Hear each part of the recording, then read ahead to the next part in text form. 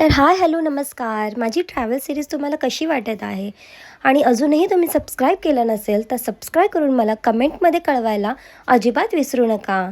तर आम्ही चाललो होतो आमच्या नेक्स्ट पॉईंटला, पण त्या अगोदर आम्ही केला होता होमस्टे. आणि हा होमस्टे इतका सुंदर होता की अगदी जंगलामध्ये आल्यासारखं फील होत होतं, कारण आजूबाजूला इतकी सुंदर हिरवळ झाडी होती, त्यामुळे मन अगदीच प्रसन्न झालेलं.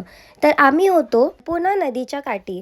ही नदी इतकी सुंदर होती ना, आणि आमचा होमस्टे देखील अगदी नदीच्या जवळच होता. त्यामुळे हे वातावरण आणि अतिशय सुंदर अशा झाडाझुडपांमध्ये राहायला खूप मजा येत होती.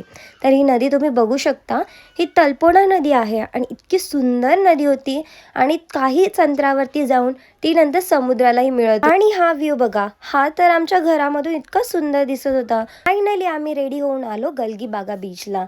आणि हा बीच तुम्ही बघू शकता, हा बीच अतिशय सुंदर आणि शांत वातावरण इकडे होते.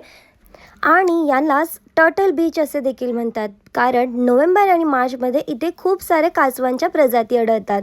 मग अशी धमाल मजा मस्ती करत आम्ही निघालो नेक्स्ट स्पॉटला.